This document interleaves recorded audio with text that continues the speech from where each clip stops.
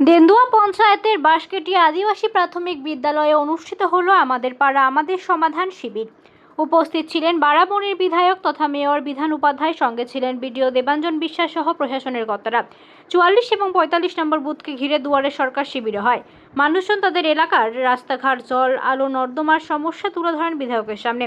সব অভিযোগ মন দিয়ে শুনে দ্রুত সমাধানের আশ্বাস দেন জনপ্রতিনিধিরা।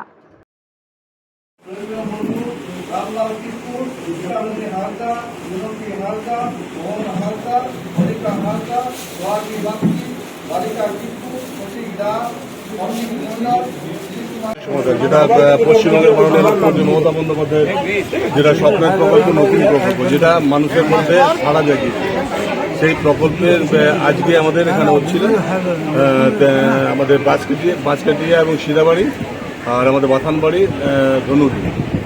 তো জাস্ট হয়ে গেল। মানে এইটুকু সুবিধা হচ্ছে গ্রামের মানুষ যারা মানে পাড়াতে থাকে, গ্রামে থাকে, সেই মানুষদের কাছ থেকে কাজগুলো, ছোট্ট ছোট্ট কাজগুলো যাদের দরকার আছে, যে কাজগুলো মানে হয়তো ছোট্ট একটা ড্রেন হয়তো 20 ফুটে, একটা রাস্তা হয়তো, বা লাইট, স্ট্রিট লাইট বা জল, যে কোনো জিনিসের সেট, স্কুলের কোনো কাজ, স্কুলের হয়তো টয়লেট, যেমন এখানে দেখলাম টয়লেট দিচ্ছে।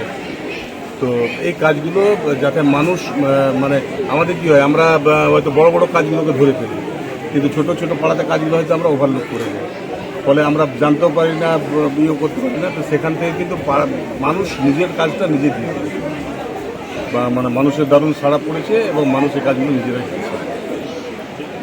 আদিবাসী পাড়া পড়ছে, এটা 44 আর বাথানবাড়ি 45। কি কি সমস্যা কথা উঠে এলে? সমস্যা যেগুলো বলছে যে সরকারি প্রকল্প 10 লাখ টাকার মধ্যে, তো মানে যেগুলো সরকারি কাজ সেগুলোর মধ্যেই বললাম।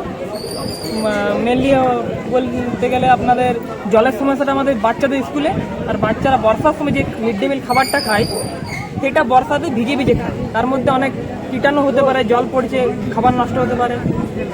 একটা পুকুর আছে দীর্ঘ 7 থেকে 8 বছর ধরে পড়ে আছে আমাদের গ্রামে সিদাবাড়ি, অনেকবার জমা দিয়েছে আমার জেঠু, আমার বাবা, গ্রামের মানুষরা অনেকবার চেষ্টা করেছে, কিন্তু সেটা হয়নি।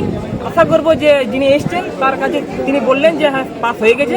আঙ্গনবাড়ি স্কুল যেটা আমাদের গ্রামে নেই, প্রাইমারি স্কুলে আঙ্গনবাড়ি স্কুলের ছাত্রছাত্রীদের পড়ানো হয়, সেটাতে অসুবিধা হয়।